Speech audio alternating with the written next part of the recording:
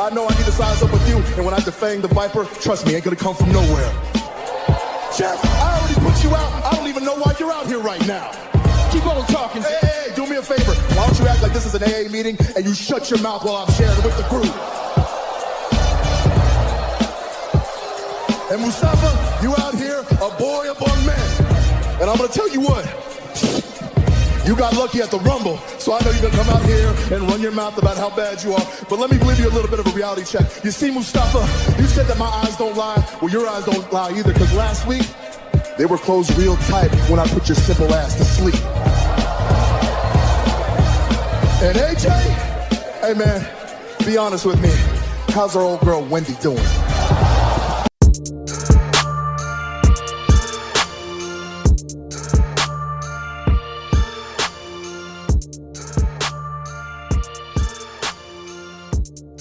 Welcome back to the Clark Street Wrestling Podcast. It's me, Hafeez, and with me as always is Devin, and we are about to recap Hell in a Cell. And I can never get little that bubble right there. Yeah. Yeah, every time, man. There's something about the Cell, like it just good. Yeah, Hell in a Cell. There you go. You got it. See, Gotta now I got that to go. aggressive, gotta put that passion The in. Vince McMahon voice gives me a Ruthless aggression. I'll go all night with this shit, man. There you go. So, yeah, man, I mean, Hell in a Cell, it happened, and right off the bat, there were some changes to Hell in a Cell. It did. The match that many people were mostly looking forward to, just from the simple fact that the best thing going on right now in WWE is the Roman Reigns story, the Tribal Chief story, the Usos story, that whole thing, the family story.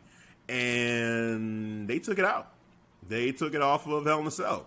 And it was on Smackdown, which, mixed bag there for me, because it's like, okay, it's cool that I guess you're putting this on television, on free television, to hype up Hell in a Cell. Yeah. The problem is the money match was this one, because your money guy is Roman, so it kind of, maybe if you put another match up there, then that could draw people to say, oh, I want to see what Roman does to Rhea at Hell in a Cell. But you gave them that match for free. It kind of gave people more of a reason, I would think, potentially to say, do I really need to see this anymore? Because I just saw it on Fox. I saw the main match I wanted to see. But hindsight, looking at it, though, after seeing, the main event between Bobby and Drew, I see the reasons why they pulled an alternate and pulled that match. Because clearly, if we would have got that match, if we would have got the Tribal Chief versus Rey Mysterio, I think, the Drew match and Bobby is better. It would have got clouded. It got overshadowed. And Tribal Chief don't need that. He is the story. So let him get his own. Wait. Let me understand what you're saying right now. Are you saying that the Tribal Chief's match would have been overshadowed by Drew and Bobby? Oh, yes. Really? Yes. I'm a realist. Wow. I'm a realist, bro. I'm logic. I'm always logically thinking first. I put logic first. All right, logic is first. You know what I'm saying? Yeah. Just the way, just the sheer violence of it, bro. Just that, and we get, Ray and the Tribal Chief was cool on Friday night. It was a good main event. It was cool. So I hear what you're saying to a degree in terms of the match quality itself, but I feel like Roman's presence alone and, him being the guy, I don't know that he necessarily would have gotten overshadowed by that Bobby and Drew matchup, because I don't think anyone cared, or a lot of people just didn't care, or were just over the Bobby and Drew storyline. We'll get into it in terms of how I felt during the matchup and all that, but for me, it's kind of interesting because so the last time we talked about this when we were doing predictions, I didn't even like the fact that they were doing the Roman and Ray matchup in Hell in a Cell for the title. Short and Ray even said, Hell in a Cell. Yeah, short build up 2 weeks. I didn't even like it. I don't get it. I get Roman being at a pay-per-view, and I get Roman being the main event because he's the money guy. and Roman could just show up, and people will be like, oh, I want to see what he does. So to me, from a selling point, yeah, when you take that matchup out of the card, it's just kind of like, okay, the person, the character that I'm most invested in right now is not on the show. So do I even care to see the show? The rest of the card. What I'm saying? Like, oh yeah. That's my problem with doing this. Like, regardless of the quality of the match. Yeah, I'm just talking about the aftermath. Yeah, but then do people even see it to see like, oh, the carnage in that matchup? I got like if you're selling it, the big sell, the big like, hey, come see this. You took that away and you gave it to us on free TV. And let's say if I was a kid, and I, we were talking about when we were talking about like Vengeance, black boxing it, all this kind of stuff. You gave me the Roman matchup for free. I don't have to even like stress myself about how am I going to see this pay-per-view. Oh, am I black boxing there, paying for it, whatever. It's like, oh shit, they gave me that one. Cool, I'm good. I'll just wait till I'm done with Hell in a Cell. I'll read whatever online, and then when SmackDown comes around, I'm back. Like I saw everything. I didn't miss anything from Roman and the Usos story. So that's looking at it. But if we would have got the Roman Reigns Hell in a Cell match, on Sunday instead of Friday night, well, we would have still got the Hell in a Cell for Bianca and Bayley, because that was still just a regular match by the time we did our predictions. Right. Probably not. And I hear you, but I just feel like, that is a good, like, thing that came out of it for sure. Yeah. It's just, like I said, my biggest thing is just the sell. Like, you took the main selling point of the show, and took it off of paid a pay-per-view and put it on free TV. And that's just weird. It's just weird. So, and I think some people may have made that choice. Like for me, growing up, if I was a younger kid now trying to watch these things and I saw like if you said The Rock is going to be on free TV, he was supposed to fight, somebody, and then you said, oh, it's on free TV, and the rest of it, like, there's no Stone Cold, there's no Triple H, it's just like this, honestly, these people I'm not really invested in. I'm not paying for that, and I'm not trying to stress myself. It's like, whatever, I'll just kind of catch the highlights. Bro, I hear you. In our time, it's like that's when pay-per-view matters, and they was, always getting the revenue off of pay-per-view buys. Now we're in this digital streaming age. I don't know if pay-per-view matter like it did before, man, because now they're giving us, Hell in a Cell on Friday night for a main event with including commercials too, by the way. Yeah. Which I didn't really I didn't like that, but it is what it is. It was still a decent match. And in a way, and I hate to say it to you, but in a way, it kind of made Roman Reigns pre-show. Yeah. Like, because he's like the opener for Hell in a Cell, and he's not on the card. He wasn't a part of Hell in a Cell. My man, he got back-to-back. He got like two main events. Two main events. Hell in a Cell, back-to-back. And then let's do it again. Let's run it back the very next night after Hell in a Cell. Like, double duty. Like, it was crazy, man. So, it is what it is. And so looking at it and hearing, behind the scenes and what's going on, it's like, okay, ratings, just to help ratings out. That's one move, one reason why they may have done this is to put Hell in a Cell on SmackDown to help the ratings there. Same with Raw to put Hell in a Cell there, just to help both shows with ratings a little bit. Backstory on that was not Raw, but USA was mad at the fact that hold on, Fox get a Hell in a Cell, like whoa. So I guess to keep fair and fair, Vince was like, all right, go ahead, get your Hell in a Cell for USA Network. Yeah, I was surprised by that. I mean, the bonus for both Ray and Roman, again, another positive light on this is they both didn't have to wrestle on Father's Day. So that's cool. Just on a personal She was like, no, I would not have it. it's cool. But then again, he's the guy that says he doesn't take any days off. He's always Working. He's always wrestling. And, semantics. So that's when you don't have any other argument, you can't argue it. You just throw that in there. Semantics. Let's move on. But real quick before we move on, speaking of Father's Day, how was your Father's Day, sir? Happy belated Father's Day to you. Oh, appreciate it. I loved it, because I'm a father of 4 beautiful children. I have my oldest, I have 3 girls, and I have my youngest, which is the boy. But I enjoyed it. They gave me some nice gifts. I got a football. I got a nice coffee cup. Got a lovely toolbox. I was like, cool. This is all I needed. Nice. That's awesome. And That's yeah, awesome. man. Yeah, took a nice picture. Yeah. And oh yeah, shout out to my daughters too. They cooked me a lovely Father's Day meal because I am vegan, so they thought about me. They made me a vegan pasta Alfredo sausage meal and a vegan cake. I was like, thank you for that. Yes. Thoughtful. Okay. Yes. Okay. So shout out to them. 'Cause I know they listen to the show awesome. too, so they're gonna hear that. I'm like, yeah. That's awesome. That's awesome, man. Yeah, just Father's Day for me. Went to go visit my parents and my dad. We just hung out, watched movies, talk sports. Just did. Oh, your dad is back? Thing. Just like, yeah. He's back from. He's been back from Nigeria now for a little bit now. Awesome. After just not being able to travel through the whole COVID thing. With everything being locked down.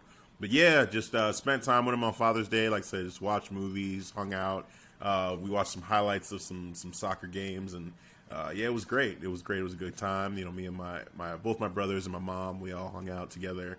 So yeah, we were getting him a soccer jersey. It didn't arrive on time, but we let him know. The Nigerian national team jersey, getting that for him. So looking forward to that. That's what's up. That's what's up. Yeah, man. So yeah, it was a good day. It was a good day overall.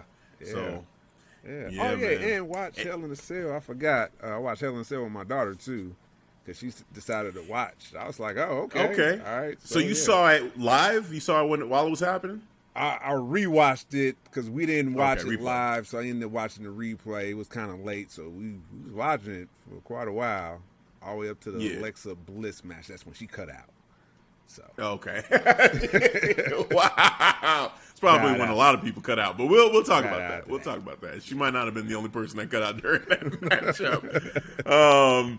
So awesome! Happy belated Father's Day to all the fathers out there listening. Definitely hope you had a wonderful day.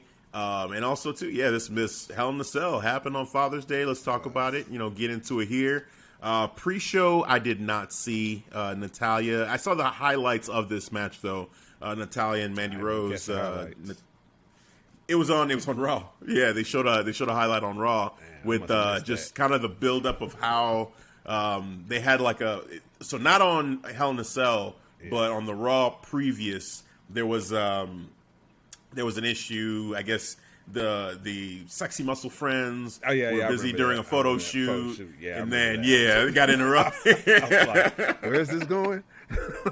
So I guess they're the next ones in line for these tag titles. And then Natty and Mandy, they had their matchup. Natty made her tap. So they ended up winning so Natty ended up winning that matchup, and now on Raw they're kind of continuing that story. So that's going on, but it's neither here nor there. I really don't care about this feud. They have not, piqued my interest at all with this one whatsoever. So this is cool that Tamina's still holding the belt, so that's cool. But let's get into the main card and something that you alluded to, the fact that we did get one of the women's championship matches to be inside of Hell in a Cell. I'm talking about Bianca Belair, the Smackdown Women's Champion, defending against Bayley, the longest reigning Smackdown Women's Champion. So this matchup, it's crazy because Bayley this time last year wrestled in Hell in a Cell against Sasha Banks. So, full circle. Here we are again 1 year later, and Bayley finds herself again locked in Hell in a Cell, fighting for the women's championship. This matchup for me, I actually really enjoyed this match, and I think I said too in our predictions that this was the one that I was kind of anticipating the most of the matches that they were getting ready to do. I think so. Just because sounds familiar. Yeah, I think because Bayley, Bayley, I feel like has been doing such a great job overall, just like her charisma and her promo work and everything. Like, it's just been fun to watch her. And Bianca Belair she just seems like that presence is building for her. Yes. And she's wearing that title of not just SmackDown Women's Champion, but face of the division right now. Yes. Very well. So was anticipating this, feeling good about, what I was seeing in this matchup overall. They went back and forth, got brutal. Yes. Just overall what you expect, especially with Bayley having that experience. And it came into play too, because a couple times, with the kendo sticks, we saw, before with Sasha last year, she had trouble taping together the kendo stick live, and she kind of gave up on it, had a tantrum. This time around, she pre-taped the kendo sticks, so that was awesome. Just a lot of creativity going on with the Hell in a Cell between the two of them. But in the end, it was Bianca Belair that picked up the victory, defended her title, still SmackDown Women's Champion Bianca Belair. What were your thoughts on this matchup here? Oh, this is one of my favorite matches right here. You know what? Yeah. So shout out to Bayley, because her heel work was top notch, because she did two things successful in this match. She made herself look good, but yet she made Bianca look good too in the process. So I gotta tip my hat to that and just give her a fucking salute to that, because she did it in a very, great way. And man, bro, the way the creative ways that she was using Bianca's hair this time, because she always told a story like she was tired of this fucking hair, you know what I'm saying? So she kind of used that to Bianca's disadvantage then. You know what I'm saying? She was like, oh, okay.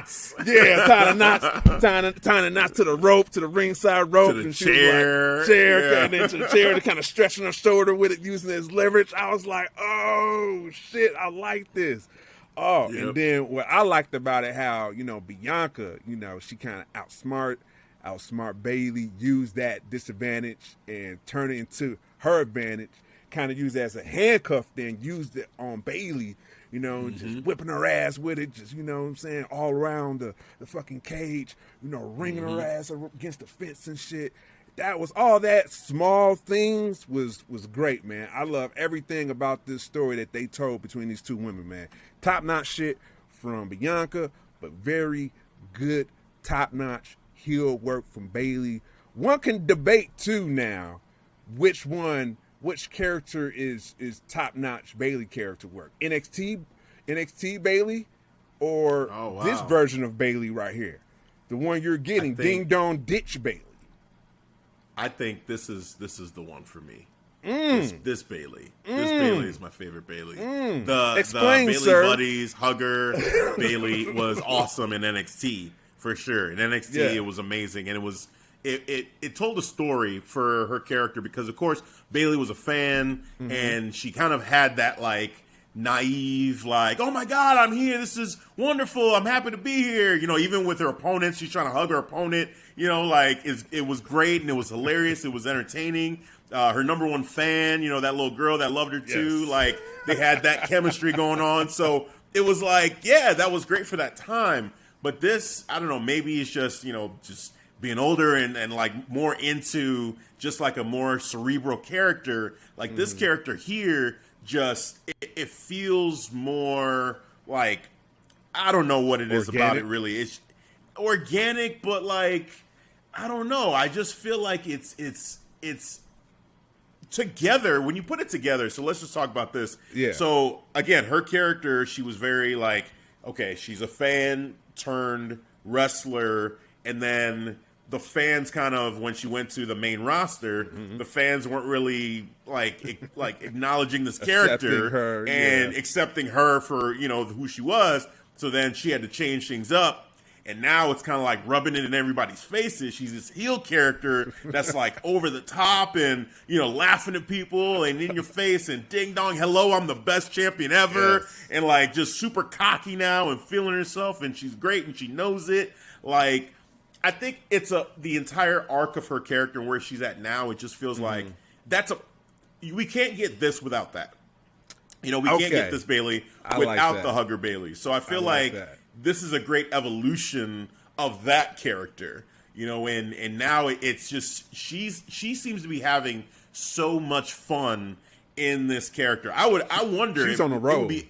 It would be amazing to ask Bayley which character you're having more fun with, because you could tell she had a lot of fun as the hugger, but this right here. I just feel like being ding dong, ditch, hello, Bayley. The way she was telling Michael to shut up, you know what I'm saying? The way she get on Michael Cole, I love it, man. Her attitude, I just love something I love about confident, cocky heels when you do it correctly. Yeah. And she's knocking it out of the park, man. Like, she's killing it. Yeah. And I noticed that how the hell she did with Bianca Belair, how she made her look like a fucking superstar. She didn't overshadow. She elevated her character too. You know what I'm saying? So it wasn't like, oh man, we're just not thinking about Bayley, or we need to see Bayley as the new champion. No, I'm saying is, after seeing this story, I wouldn't mind if they wanted to, have another break, but circling back around to see another rematch between Bayley and Bianca. Man, that's how good it was. I'd love to see it again. Bayley Bianca Part 2. You know what I'm saying? Yeah. Give me that. I'll take it. That'd be awesome. And that finish, too, the KOD on the ladder. Just don't want to forget to mention that. That was crazy to watch, too. Seeing that, brutal. Yes. So, great matchup there. Yeah, I would say this is definitely candidate for match of the night for sure. Like, just right off the bat, the way they started it off, and just these two women were on point with everything. So, loved it. Just great matchup. A match we didn't get to predict at all. Seth Rollins versus Cesaro. Well, I think we would have predicted right for this, because I would have. I think we would have gotten this. Yeah, I would have went with Seth too. I mean, it's easy to say now, saying it. It is what it is. But with Cesaro having beaten Seth at WrestleMania and just the way things have gone, you would figure they're not going to just have Seth lose again. Like, it just makes sense for Seth to pick up a W. So, it just kind of made sense. But overall, this was a great match. From a technical standpoint, this matchup here, it was on point. It was on point, man. But you talk about it, man. What were your thoughts on this one? Oh, this is just another phenomenal, two guys who have great chemistry together, man. I've yet to see a bad match between Cesaro and Seth Rollins, and they showed up again in this match as well. And, here we go with the most powerful move in wrestling. The roll up, you use the schoolboy roll up, which I can appreciate that, you know what I'm saying? Because in a way, it still makes Cesaro look good, look good in a strong way. Because Cesaro was dominating, Seth, but he got the upper towards hand. The end. Yeah. He was stomping on his arm, he had him down, and he was stomping on his arm. And then out of nowhere comes this roll up, and I was just like, "Wait, what?" The ending kind of took me off guard. I wasn't expecting it when it happened, but it was cool. And I just Seth is just awesome, man. Just the character work he's doing right now. I think him too. Him and Bayley both. Yes. For me, this is the best version of both of their characters right now, man. It's just crazy. Seeing just Seth's the facial expressions and mannerisms and just the confidence he has, like you said, that confident, cocky heel. It's just fun to watch, man. This was great. This was great. So we're destined to see another matchup between these two. We're not done. Over. Yeah, we're not done. I'm enjoying this. Right.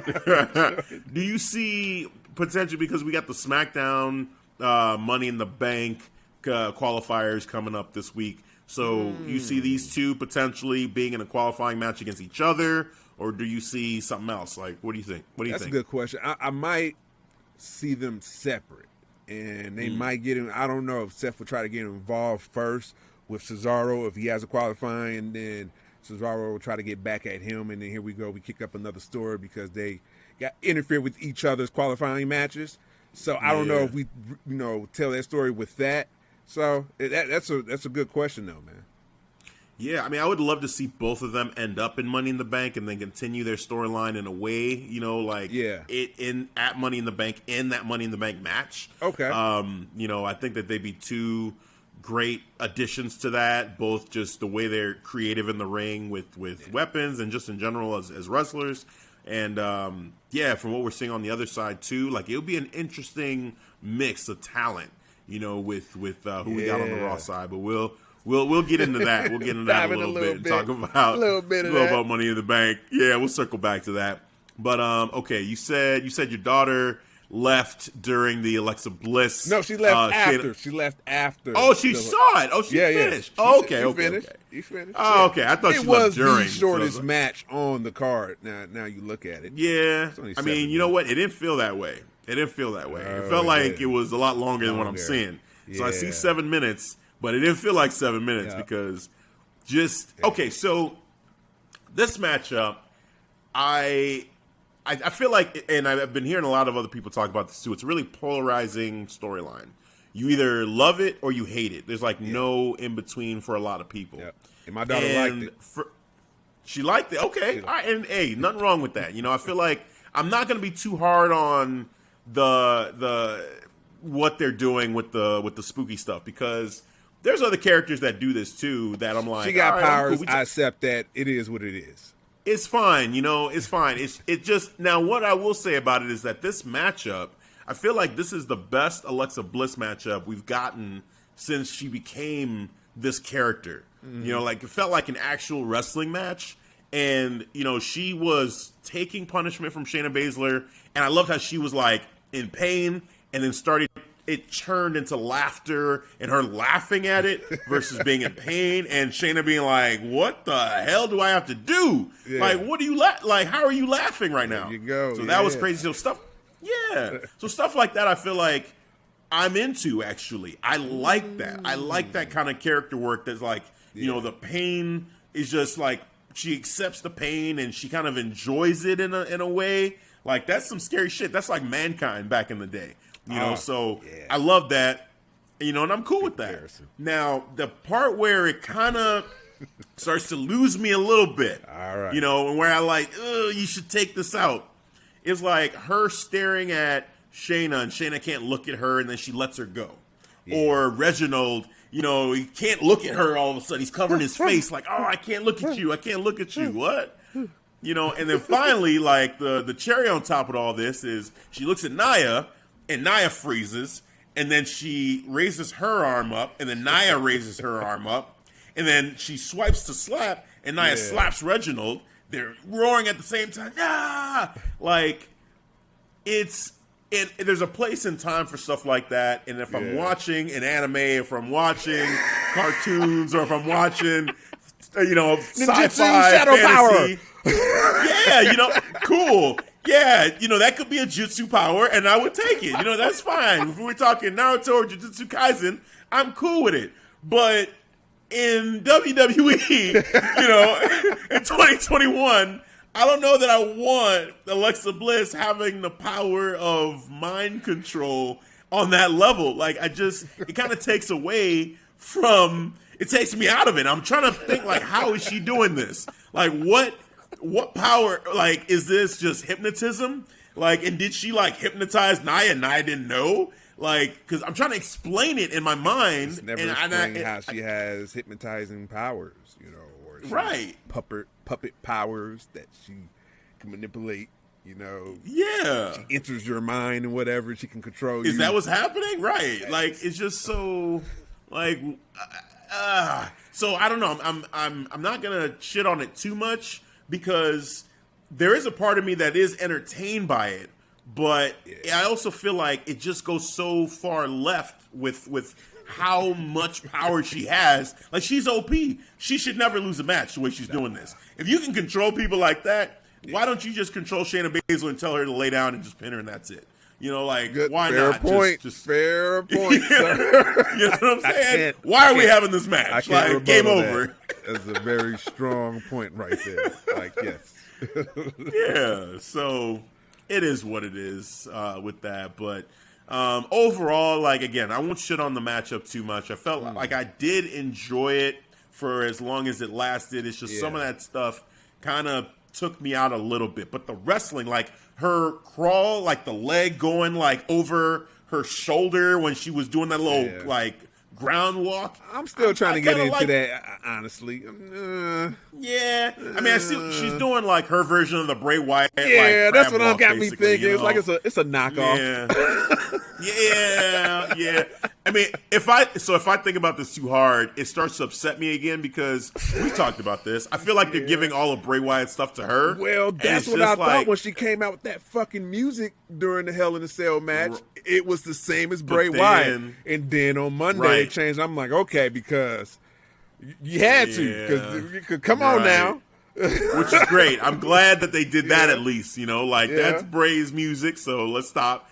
And gave her own music. I don't understand why they didn't debut that at the pay-per-view and just have her come out to that thing. It would have been a good day or, perfect time to debut it. New music, pay-per-view, Hell in a Cell. It sound all hellish and shit like that. Perfect. Let's go. It would have made sense. And I like the song. I like the new song and what they're what they're doing with that. That's cool. So, yeah, man.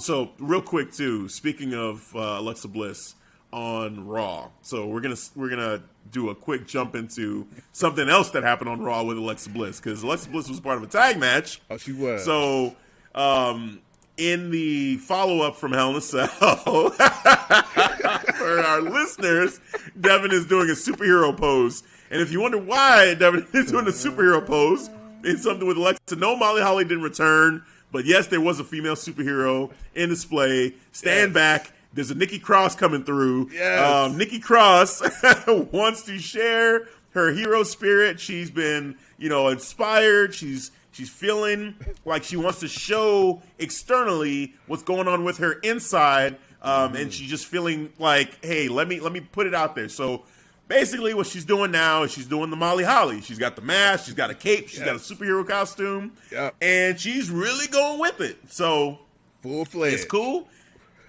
You know what? Okay, so I can't lie. When I first saw it, I said, "Oh no, because I can't."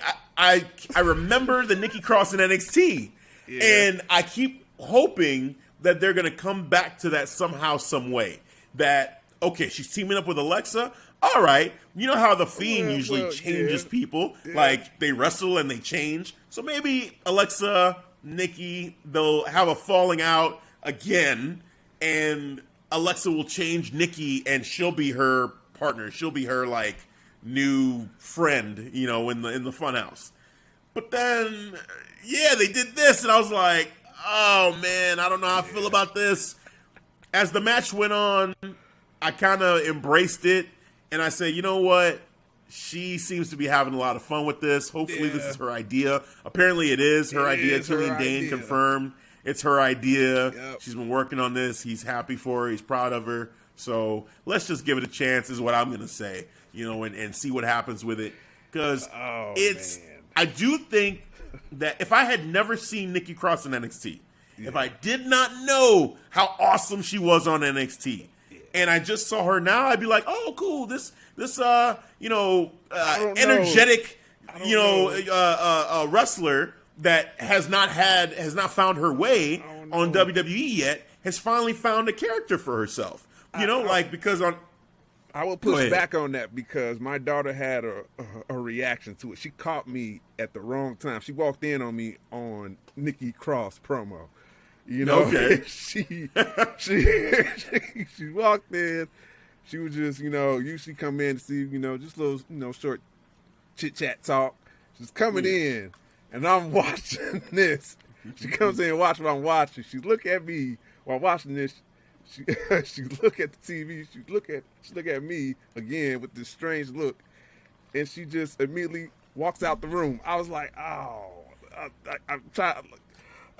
Let me explain. Let me explain. Let me explain. Oh, you get a chance to explain first. To explain why you watching this. Yes. What be watching. Why are you watching this? Yes. Even though she watched Hell in a Cell with me last night, but yet, that wasn't for her. That she wasn't digging it at all. She wasn't with it. I'm telling you, my first reaction was like, oh man, like I'm not feeling this. But it's just, I want Nikki to be on television. Not like this, but I want her to be on television, and this is her idea, and Vince is letting her run with it. And Vince has a thing for superheroes. He has a thing for these characters. So, hey, let's see. Let's see what happens. Like, to your point, she's going to go all in. Hey, if you're going to have fun with it, have fun with the shit. I'm all about having fun. All right? Yeah. So you're going to have fun with it. I would say some pointers, maybe update the costume. It does look like you're cosplaying. If you're serious, go full-fledged. I seen some nice look at Molly Holly's costume. That shit looked legit. Had a good... You know what I'm saying? But I almost think, it almost makes it funnier it not being like this super legit, like, Man of Steel, like the new Supergirl costume, with like the real detail. It doesn't have to be on that level. As a matter of fact, I think it's almost more like, oh, this is a funny haha, because it is this kind of goofy, cheesy, like golden age superhero type costume, like just like Super Friends kind of look, you know what I'm saying? Like, something like that.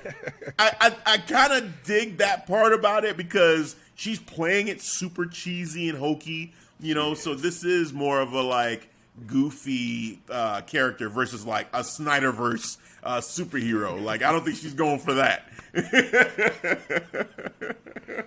So I just say, let's see what happens. I'm curious what like vignettes they do. They should do stuff for her doing like superhero things, saving cats from trees and saving babies from burning buildings. They need to do that whole thing with her, man. They really do. Like, if you're gonna go all in with this, go all in. You think she can get over with the crowd with it, man? Because you're gonna. We're done with the Thunderdome era shit. I think she can get over with it. I think she can. I think she can. I feel like, but they have to go all in. They can't half-ass it. It's like, so with Bayley, the problem was she wasn't all in with the heel character first, and the fans were like, "What? What is this?" And now I feel like all the fans are going to be 100% with it, because she's gone all in. Yes. Same thing with this. So if she's like, oh, she shows up and there's no story with her character, the fans are going to be like, "What the fuck are you doing to Nikki Cross? She was great before. We want the old Nikki." So you have to go all in with this. You got to make this a thing. Put some money behind it. I know you're doing budget cuts, whatever, but the Ouster Black money that you use to make his little vignettes and cartoons, recycle that back into Nikki Cross. I know, dude, Molly Holly. I know. I just called her Molly Holly. I know. Nikki Cross, Molly Holly vibes. I get it. Yeah. Nikki Cross needs to get her own cartoon for the show. Yes. She needs her action figures out now. Yes. She needs her vignettes of her on the street saving people, saving kids, kittens, people from COVID, like all this kind of stuff, man. She needs to be dealing with everything, like giving out vaccines, like all that stuff, man. Tell them to wash their hands for 20 seconds, all that. Wash your hands. Hand sanitizer. Yes. Here you go, buddy. Yeah, here you go. See, saving lives. Right. One pair of washed hands at a time. Oh man! So just had to get that in there for Nikki Cross. So we'll see what happens there. But Alexa Bliss ended up winning that matchup against Shayna. For Shayna and Nia, not sure what we're doing with this. Are they splitting up? Are they what is it? I don't know. I feel like a roundabout way of just splitting them up. Like just end it. Shit. Right at this point, just because they're not fighting for the tag team titles anymore. Right. Like, that's done, and they're just still kind of hanging around as a team. I don't know. It's just weird. Right. Yeah. I'm over it at this point. Now this one, I'm not sure if I'm over it, but this is I don't know. Let's talk about Sami Zayn and Kevin Owens for a little bit. There's no such thing as a bad match between these guys. It's just, hey, you want to fight? They always have great matches. Absolutely. I just wonder if like what's the story right now? I don't like what's the story between them right now? For Sami, I get it. You know what I'm saying? The Sami story, I get it. You know, he always getting shut down. People start trying to shut him up. He just believes in karma. It's Kevin's story, man. I think you did what you can as a face for Kevin. Like, you maximize what you can as Kevin Owens face run. Now it's time to change it up. If you want to switch it with a tweener, go back to his heel ways. That fight over one fight, just don't give a fuck. I'm with that. Yeah. You want to have him take a break and then let him ease back into that role, like, you know, he's just looking out for himself now. I'm with that, because right now with this new face stun the world, I thought first I got to mention this, man. First, I said I thought I was down with him using the stunner move for Stone Cold, but now I'm not really feeling him using that stunner move, man. Okay. I'm with him using that, you know, pop up power bomb, you know, or if you want to stick it to the air, that's cool. But I'm more, I dig more of the pop up power bomb and how he could hit it different ways too. You know what I'm saying? Stone Cold, that was, because when you see a stunner, y'all gonna always think about Stone Cold. You're not gonna think about that's his finisher. That's Stone Cold's finisher. If I see pop up power bomb, that's KO's finisher, man. I don't see no one else do it in WWE but KO, man. But like I said, man, he needs to freshen up with a heel run. He needs it. They did what they can. Okay. It is finite. It's done. It is decided. That's a fair. Well, I don't know if I'm in agreement with it's decided on. It's over for him as a face, because okay. So a couple things. One, I agree with you on the stunner to a point as well. Yeah. Like, I think that the stunner for him, it's cool to see it, but I think it's Stone Cold every time. I do. So that's kind of tough. That's tough. You're always living in Stone Cold's shadow if you're going to use that move. So that's kind of tough. But I don't agree when it comes to you've done everything you can with him as a face, because I don't think since Roman Reigns he's really gotten a story. You know, that's another thing. It's like he's just there, and he's kind of trying to, you know, be charismatic and be cool, but no storyline for him really in this. Like, the whole thing right now has been Sami Zayn, you know, there's a conspiracy. He was making a documentary. Yeah. Kevin Owens wasn't with it. They had the match at WrestleMania. Kevin Owens beat him. You know, he took out the Logan Paul kid, whatever. Cool. And then there was the Intercontinental title thing, and he was just having matches. He was just there, just wrestling. And him and Sami, it's like, well, you know, we have this chemistry, or at least as a viewer, the story seemed to be over at WrestleMania. And Same he's just right. It was over at WrestleMania. Then he's in the Intercontinental title picture, but the him versus Sami thing, I don't get. Like, why it's still just him and Sami. You know, it kind of feels like he had the whole thing with Apollo mixed in there a little bit. Yeah. Took a couple Nigerian nails, and then Sami interjected himself into it, so it kind of like swerved Kevin Owens' story back to Sami, like, just because Sami would show up. I got right. You. And I'm like, we're going this way, Sami. What are we doing? What are we doing, guys? Huh? What are we doing? Is he fighting Apollo or right? I thought he was gonna try to with go Apollo. For the title with Apollo. Yeah. And we haven't really gotten into, like, let's create a real feud between Apollo and Kevin Owens, you know, and have them have a story and build that up, you know, but they don't. They're just kind of like, oh, we're over here with this feud. Now let's have Sami interject. Let's do a fatal 4-way and bring Big E back in too. Oh, we're going to have Aziz, you know, interfere. Like, there's so much going on. I feel like there's not a coherent story for Kevin to really latch onto and really put his best foot forward. Because with Roman Reigns, that storyline and like the story he was telling, he made me a believer. Yeah. He made me a believer, and like that story told about his uncles or his grandpa, you know, and why where the fight on fight comes from. I was like, man, this is a guy I can get behind, and I was with them, and I feel like a crowd would be with him too, because he just has that ability. I think he has that potential to be a cool face, to be a guy who, it doesn't matter, heel or face, there's not a lot of things that change with him. He's still pretty vicious. That's why I say you could try and be like a tweener. Like, you know, yeah. You know, I'm with that. I'm with that. You don't have to define yourself, but I think he needs to freshen up just a little bit his character work for me to like. I get it. He hasn't had like a good meaty, juicy story since the Tribal Chief. You know, island of relevancy. I get it. You know, hey, it's not my fault. You know, but yeah, he had potential with Apollo Crews. I thought we was doing something with that, but end up being like, all right, we're going to go with Sami Zayn and the people. Yeah, I just I feel like, to me, Kevin is I have no problem with what Kevin is doing, short of he just isn't a part of a real story. I think it's just the booking right now that's just irritating me, because everybody involved, I feel like, is getting shortchanged. Sammy, I feel like he was telling a better story. Never into his face run, man, because even when he was like tied that's up true. with, and you may not be the only one. Yeah, with Seth Rollins, I wasn't really kind of bought in. He lost to Seth Rollins at WrestleMania, and he was kind of like floundering around, and I was trying to get what he was doing, and I don't know, man. I'm not into it, I guess. Yeah, I think it would. I mean, let's say he was Intercontinental Champion. I think that would help. If he actually won that and then got a story, and got a couple actual rivals to go against. If him and Sami were fighting over the Intercontinental Championship, maybe I would be able to buy into this a little bit more. Yeah, it needs a championship for that.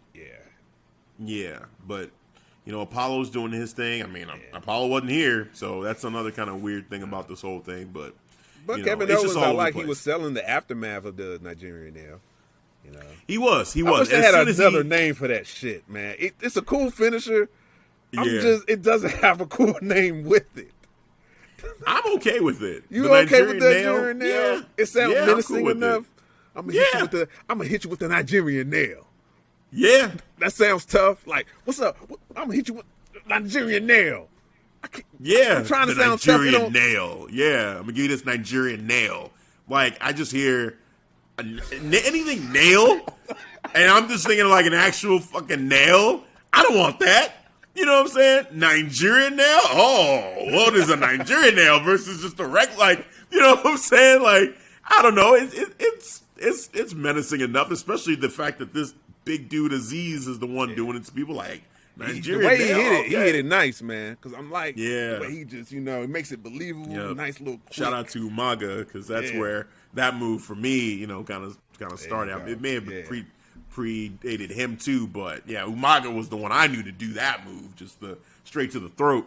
So but I'm cool with it. I'm fine. And it's got Nigeria in the name, so Nigerian Nightmare, Nigerian Nail. I'm gonna be happy with it. Forgot who I was talking to for a second. Yeah, hey man, you know what I'm saying? Oh man, call yourself the Messiah of podcast. Self-proclaimed monarch, by the way. Self-proclaimed. Hey man, somebody's got to do it. Look. The only reason, and this was provoked. That was provoked. You want to provoke somebody? See. Oh man. Oh. See the only thing that makes me feel okay about it is knowing that it's a rental, and that that is coming back to me, because I'm a 4-time holder of that anyway. You know what? Can you at least make it into the playoffs this time? And then maybe we can have that conversation. Wow. How many times did you make that it first prior to this one? What have you done for me lately, though? Talking about shit. It's like Tom Brady. It's like Tom Brady doesn't make the playoffs 1 year. Tom, what have you done for me lately? You only have 10,000 championships, but you didn't make it this year. What have you done for me lately? I'm just saying. You know what I'm saying? You got one over there, and you telling Thanos over here with all my rings. What have you done for me lately? Chief of podcasting. Oh man, Monarch. You know what I'm saying? Because you hating because of the right hand co-host. You know what I'm saying? That means that's a guy I can count on, sir. Like no. You're my go-to guy. And you talking about, hold on. Now I think about it. You wanted me to be your disciple. How many disciples you got? You could have been like, you wanted many of my disciples. My underling. No, sir. No.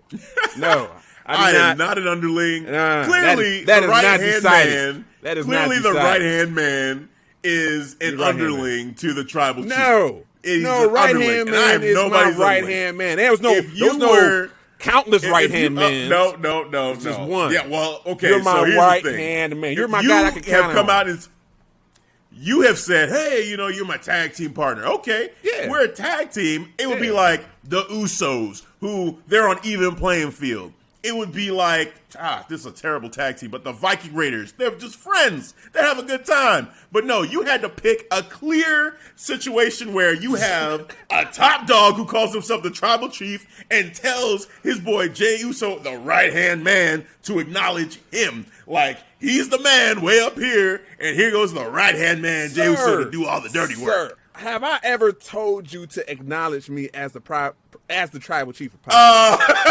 No, sir. Yes. No. I think that's what you have in your head. See, I'm in your head went free. That's what you got all these names. Self-proclaimed monarchs now. Self-proclaimed monarchs. Apparently I am in your head rent free because that seemed to touch a nerve. I like this. I ain't gonna lie. I like this. That did touch a nerve. I told you. You made it personal, sir. Right-hand man, that ain't going to happen. No, I am nobody's bitch. You were the champion one time. I'm the champion. I never said you was. All I said was you was a guy. You trying to put this on wax. I can count on. So I said you was a guy I can count on. You're not a guy I can't count on. You're not a guy I can't count on? 3 times. You're not a guy I can't count on? 3 championships in a row that I won. If we're going to talk about this belt, 3 championships in a row. I held the belt 3 years in a row. You had never won before, ever in your fantasy career. 3 in a row. I won another one in the same league before that. And in the league that you created, and you said, hey, we're going to do winner take all. I said, I'll do it. And guess what? I won that one too. Now you want to go with a low blow. What is this? Now you go with a low blow. Now you want to 1, 2, 3, 4, 5. Oh, I'm a 5-time champion. And you, sir, you have the belt 1 time. You hating. And you trying to look at me. Now you got to admit to me that I created. Yes, absolutely. That's right. Hey, so look, man, and let's not even talk about how on this show, sir, when it comes to predictions, yes, who's in the lead? Absolutely, it's me. Okay, but is the race over? No, it's not. What have you done for me lately, sir? What have you done for me lately, sir? What is happening now? Enjoy your lead. It's okay. Now we're talking about the future. You have it. Now it's about the future. Okay, so now not about what have you done for me lately when it comes to the predictions, but when it comes to the fantasy football league, what have you done for me lately? I'm holding the belt now. Enjoy, hold it, keep it warm for me. Because this time next year, when the belt's around my shoulder, and man, do you know what's so funny, listeners? So watch this. I 2022. never, so in all of my time as champion, and while we had this podcast going, never once did you see me with the belt on my shoulder saying, Devin, look who's the champion. Look at this. I was always humble. You did this, Devin. You remember this. You did this. You're the guy that's doing this. You want to rub it in my face? Rub it in your face. Cool. I ain't saying you know look why? At me. Because I know it's coming back. Look at me. I'm the champion. I know it's coming back. No, that's you just hating. I'm just like, hey, sir. That's exactly what you're doing right now. Hey, I'm just going to wear this during our show. And you over here just throwing at the mouth. Hey, no, it's cool. And shit. No. You know what I'm saying? It's cool. But just know, hey, so it's coming back to me. I'm a 5-time. I'm about to be a 6-time. Thank you very much. You have your 1. Congratulations. Welcome to the winner's circle. But you got a long way to go before you get on my level. That's all I got to say. Well, you got 1. Make Let's the see playoffs, if you can repeat. Sir, and Let's then see we if will you can have this repeat. conversation. Just make the playoffs. And how many make the playoffs? How many times did you make the playoffs before in our league? How many times? How many times was it? I made it 3. I made it 3. 3. You made it 3. How many times have you won? I made it 1. Clearly, I won. How many times? How many times have you won? Right here. You won 1 time. One time. That's all I needed. One time. I'm a 1 time. Yeah. I'm a 5-time champion. Put some respect on my name. That means I won 5 times. Thank you very much. You've been in the league how many years? 7, 8 years. 7 years. So you lost 6 times. Look at you. Hey, but who's the champion though? Oh man, this is going to your head. This is going to your head. You took this show off the rails. We were having a smooth. We were talking about it's going to be quick. And then you went and took this off. How did this even start? You the one get us on this road about like self-proclaimed monarchs and all this, and I'm like, I didn't say that. Those words didn't come out of my head. I'm about to give my man a reality check so he can know what's really going on. Who brought up self-proclaimed monarchs? You did, sir. I didn't. You said you Messiah podcast. What were we just talking about? We were talking about Sami Zayn and Kevin Owens, and all of a sudden, it became, let me bring that. I'm going to have to rewatch this back to see how you even got us on this, I don't man. even know. You got me. I honestly don't know. You don't even know. I don't know. You just went on this whole thing, and I'm saying, whoa, okay.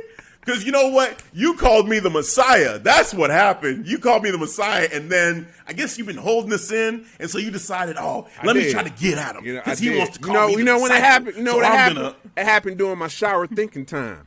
So when I have my shower thinking time, I'm like, you know what? Why the fuck would I call him the Messiah podcast? Matter of fact, right hand man and disciple is not on the same level. Yeah, it is when you talk about Roman Reigns and Jey Uso. No, that's not his disciple.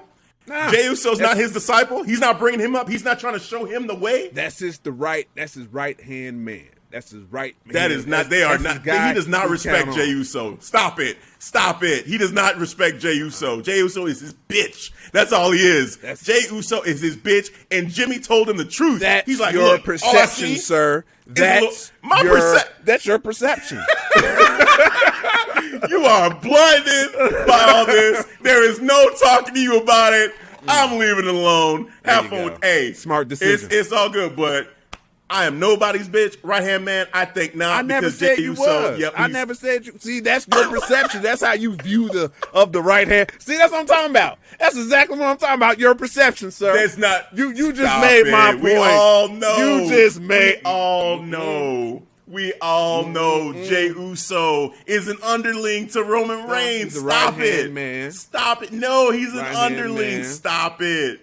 Stop it. Family. He's an underling. I'm just saying. He's his family. He don't want him to get no gold. That's his family. He don't want him to get the gold. He don't want him to be a tag team champion. He just said he didn't want him to get the gold. If you say on it, say you're gonna get it. You know what I'm saying?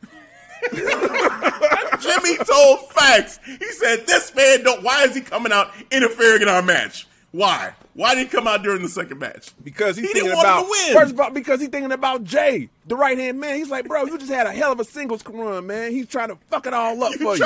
So you trying to tell me about you. So when he was choking out Jimmy in the Hell in a Cell and he was making Jay say I quit, you truly think that was about love for his family and not about control? Not about control. Oh my God. Love. Okay. All right. Now I see what I'm dealing with. At least I know what I'm dealing with. Love. There's no rational way.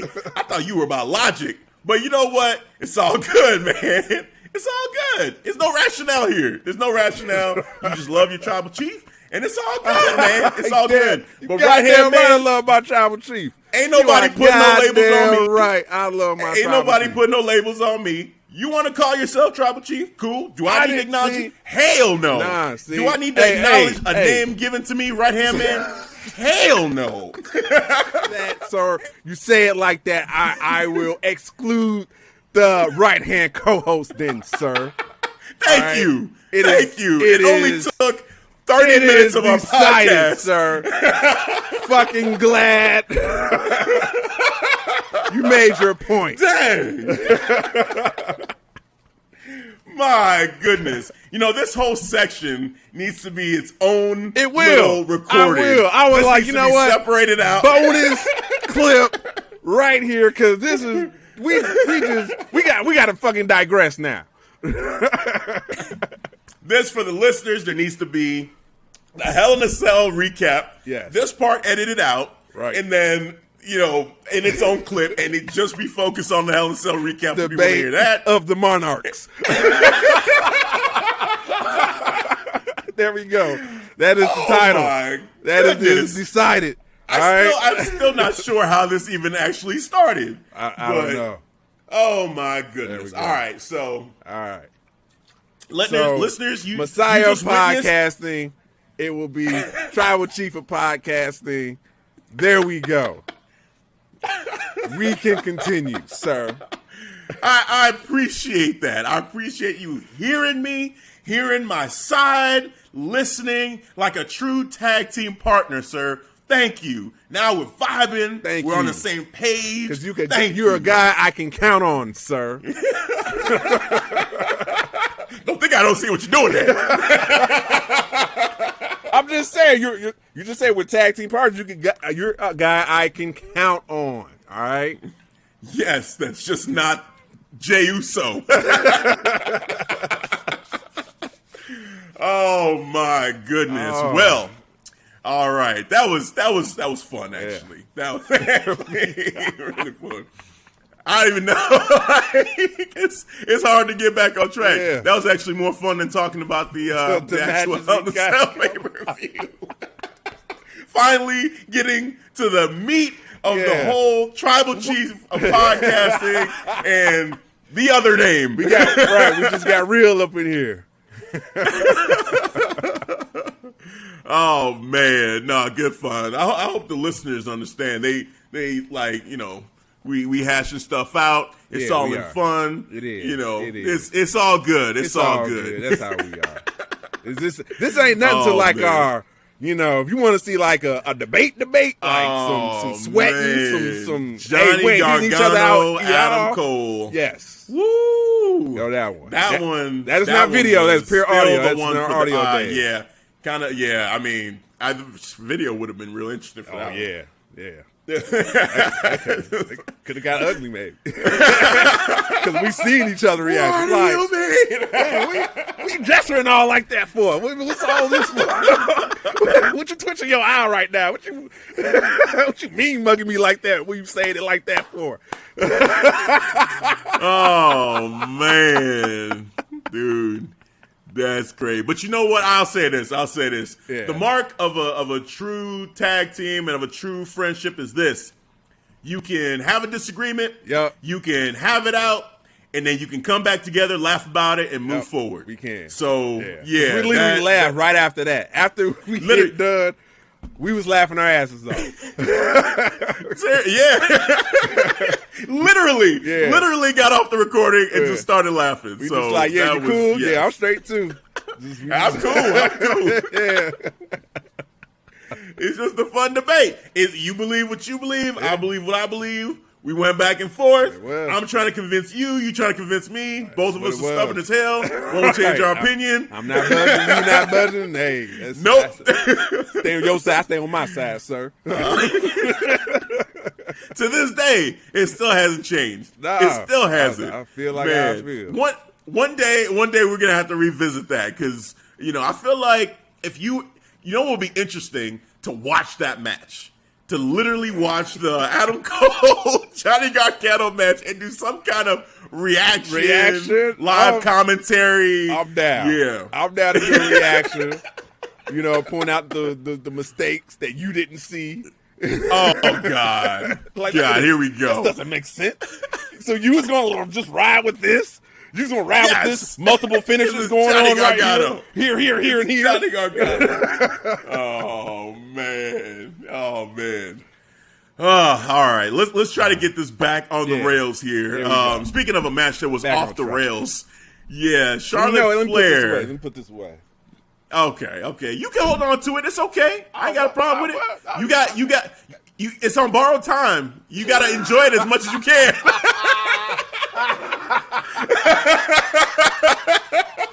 Just because you say that, man, I'm gonna keep it on my shoulder now. You better. I'm gonna enjoy every second, every minute of this. It will be kept in the memory bank, and then I will rewatch this as it will be the following year because I'll have back-to-back wins right here. Yeah, 2022. Not likely. 6. I'm going for 6. It's coming home.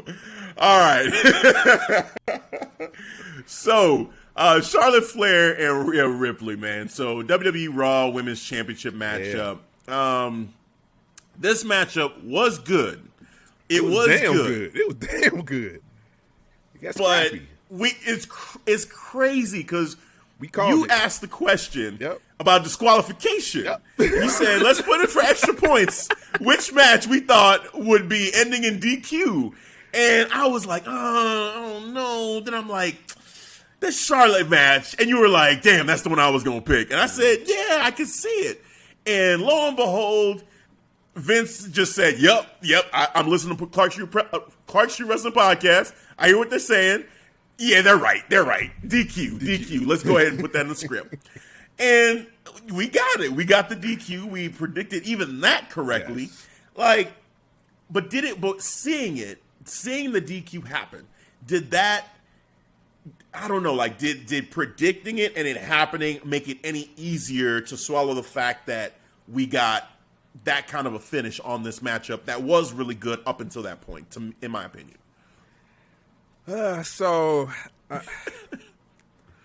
See, the finish sucked, but I like the emotional response from Charlotte Flair from it. She, you know what I'm saying? She how she responded to the DQ. You know, she was like, "Oh, you learning, bitch." You know what I'm saying? She called her out. I was like, okay, I like that. You know what I'm saying? Like, you smarten her up, so that's cool. But it is underwhelming. It is, because we got a fucking fire match between two, wrestling, just women who just good at the sport, and we just got a crummy mess, man. I'm looking at it right now, like just some of the moves, they all wrapped up trying to in the submission, in the figure eight, all tied up, and Charlotte all frustrated by that. Like, I love that, and I like, she was using some of Andrade's moves. If you didn't see that, she's been doing that, the moonsault, a couple times now. Yeah. Then she did. Yeah, that wasn't the first time she did that. So I noticed the backspin elbow though. I saw that. That was the first time I noticed that. Yeah, I'm like, oh, she's chaining them together now. I'm like, she's just letting us know. Shout out to your boy. That's her man. Get it. Right. That's her man. Hey, I get it. Hey, I like that. You know what I'm saying? Those was cool pieces of the storytelling. But like I said, man, the finish sucked. But I do like the aftermath from Charlotte, and a little bit from, but it's still, I'm still baffled by a character from Rhea. Like, what are you? Like, you're Jekyll and Hyde right now. That's so aggravating to me. It's like, so aggravating. I'm just doing what you would have did. Like, huh? What are we doing right now? Like, it's so aggravating. Like, okay, so I feel like there is a way to have this work to where, Rhea is this kind of tweener character, and it works. But it's just so aggravating to watch how they're executing it. Because for me, Rhea should just be this amazingly over face in WWE. Like, in NXT, she was that, like when she was going against Shayna, and every, feud she had after that, she was the face. It was clear. And she's still a badass. Like, she still was able to carry that, that aura of just, like, that edge to her. Yeah. But it seems like Vince is saying, hey, I want to make her a heel, and I don't know, maybe I keep thinking in my mind it's around Becky Lynch, that when Becky comes back, he wants Rhea to be the heel and Becky to be the face, and trying to manufacture that now. And I'm rejecting it. Like, everything in me is saying no. Like, it doesn't feel right. It just, and okay, so specifically with this match, that ending, it to me was maybe the dumbest ending I've seen like all year so far. Like, in as far as how that match ended, where Rhea uses the top of the table and hits Charlotte on the head with it. How many times have we seen that happen in regular matches and there's never a DQ? That was dumb. Yep. I'm like, you know what I'm saying? Like, but I was like, it's the announce table though. No. It's the announce table. Keep going. People through the announce table. No, keep going. This we start the match. What are we gonna start like DQing when you use like the steel post? Like when they whip people into the steel post? Is that gonna be a DQ going forward? When I started seeing DQ and Hell in a Cell matches, I'm like, okay, everything is fair game now. Seriously, they're just picking and choosing the rules, and like it's aggravating. It's just aggravating. Like it actually made me mad. You know, seeing that happen, like you're ending the match on this DQ, like we predicted it. And I was like, oh my God, we predicted it. But then I was like, but that way, you know, like I figured it would be Charlotte, you know, doing something like with Ronda Rousey and how I forget, it was the kendo stick. Yeah. She pulled out the kendo stick and was beating Ronda Rousey up with it. So something like that. Maybe she just says, you know what, enough of this. I'm going to grab a chair and hit her over the head with it, or grab the belt and hit her over the head with it. Something like that and get DQ'd that way. But for Rhea to be the one that tried to escape Charlotte by using a heel tactic, like, oh, you know, it looks like Rhea is afraid of Charlotte now. She's afraid she's going to get beat by Charlotte, and so she decided to get herself DQ'd. What? That just makes her look weak. It does. Like it's like she's a weak heel, like a conniving, I'm not good enough, so I'm gonna weasel my way out of this matchup type of heel. It could have been a stronger way to get Rhea Ripley DQ'd. It could have been. Yeah, if you're gonna do that, maybe she's savage. Maybe it's so brutal, and she's not listening to the referee. They do that all the time. Yeah. Like, oh, she's stomping away at her in the corner, just mad as hell because Charlotte, you know, called her out her name, and just kind of like using the real, like, I don't know, kind of wedging her fingers, like, I don't know, using the chair to get a fucking chair. Well, it's funny because they did that though. Her fingers were in the steps, and Charlotte kicked it, and there was no DQ there. It's funny. It's funny you say that because they actually did do that. But then she hits her with the top of the table and it's a DQ. Like what? No. So yeah, man. They just put. I don't know. I don't. They are. It was weird. It was weird to see and just took away from what was, you know, an entertaining matchup. And man, these two they definitely got chemistry put together. They got chemistry. They did one of the like we said the not this last WrestleMania but the WrestleMania before. That was the best match of that Mania. Yeah, you know, and to go from that, to this where okay they're having this match is cool, but now it just feels is this bad taste in my mouth because Rhea's character's all fucked up. You know, like it's just all over the place. It was shitty.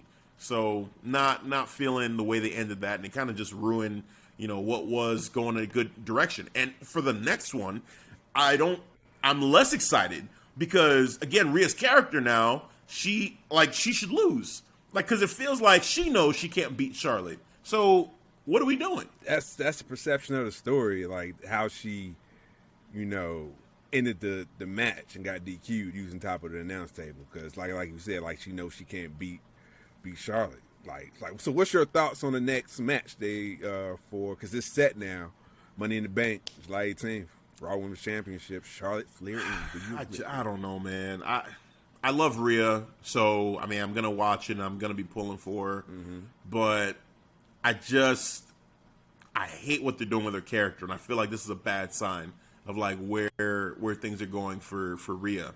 Like she has the championship, so Vince must see something in her, but the way he's doing it, I just feel like this is not working. It's just not working. And in front of a crowd, I don't think this works. I really don't, because I'm not feeling it. I hope this is not like, you know, just to build her up, just to get fed to Becky when she returns. I hope that's what it feels like. Oh my God, because that's what it feels like.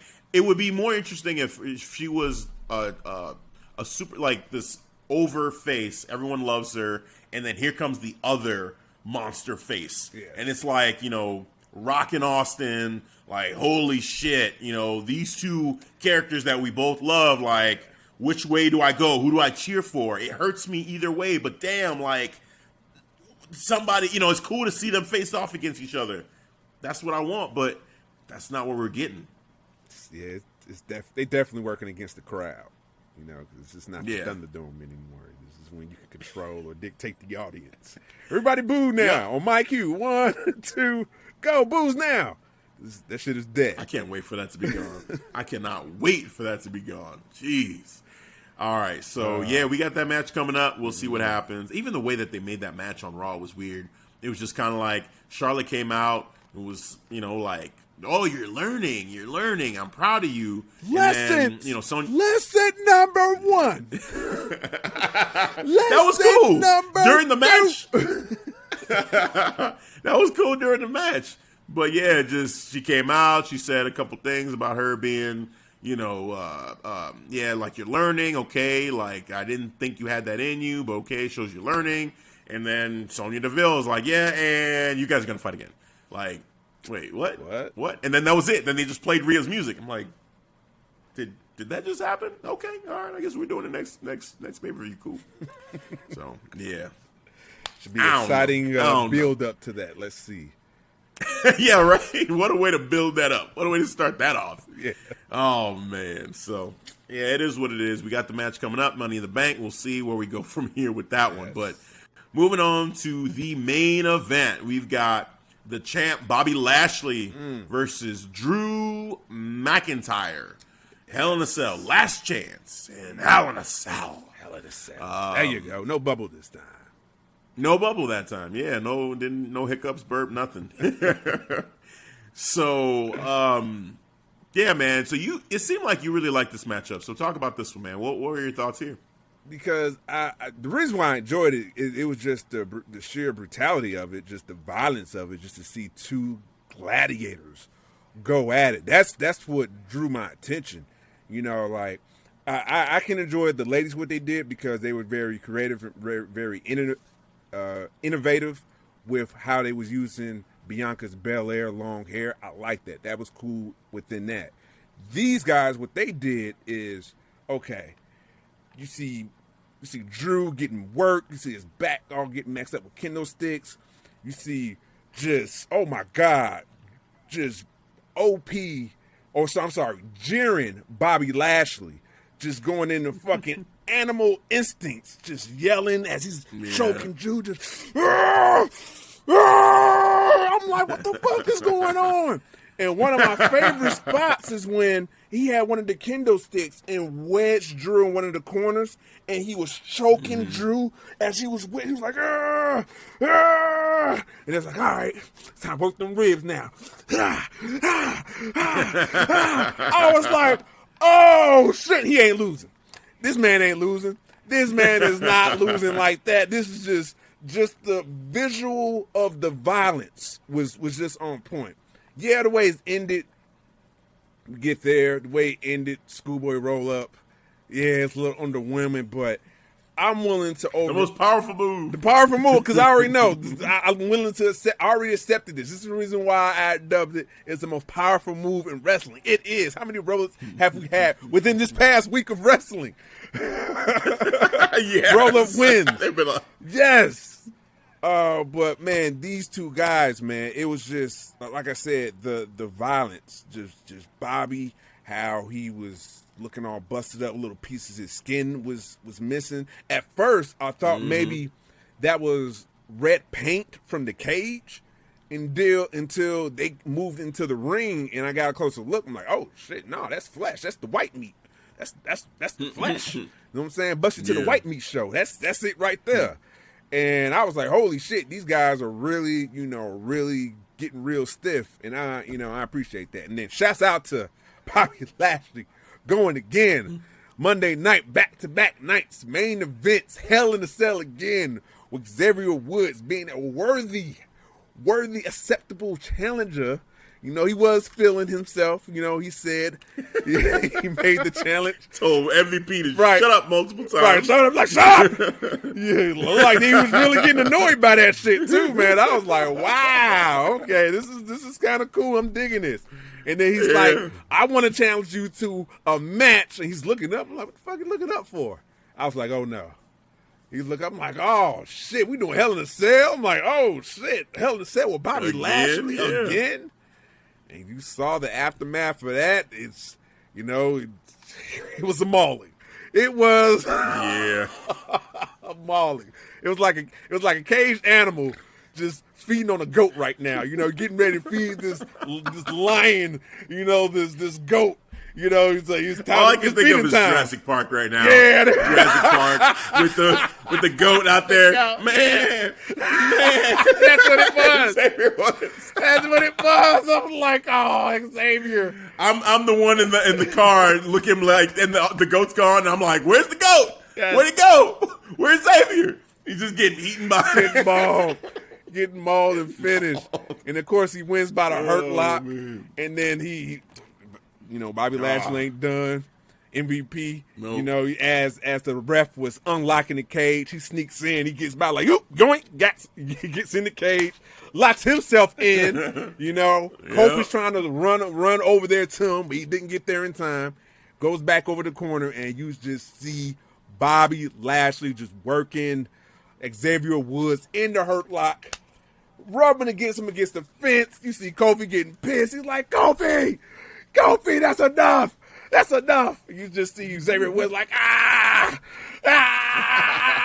I'm like, holy shit. And we go off the air like that. Man. I was like, wow. I'm like, they are making a star out of Bobby Lashley. Like they're truly done with Drew. They rode his coattails. They ride his coattails for this whole pandemic era. It's like, salute to you, sir. You did a phenomenal job. But we're gonna ride with the hot hand. Go with this quarterback right here. You know what I'm saying? It's gonna bring us to a new era with the fans. Let's go with Bobby Lashley. Yeah, so well said. Perfectly said there with the matchup. You know, enjoyed the matchup. It was great. Yeah. Just brutal violence. It was awesome. Bobby Lashley won. I was happy that Bobby Lashley won. The way he won, you know, I wish Bobby could win a little bit stronger than that, given what he was before. You know, like, I'm still kind of on the fence about, like, him winning with heel tactics in that way. Like, he should be like Brock. Like, period. He should just be like Brock. Like, just he could beat anybody. It doesn't matter. Like, he doesn't need help. But it's okay. You know, the fact that, you know, he won, I'm happy about it. And the fact that Drew now can't, you know, go after that title. Nope. I feel like it forces them to do something different. Mm-hmm. It forces them to change. So I like that. I feel like, you know, now, you know, we're getting into this whole thing with Kofi. And I'm excited for the Kofi Kingston matchup, man. I think this is redemption for Kofi.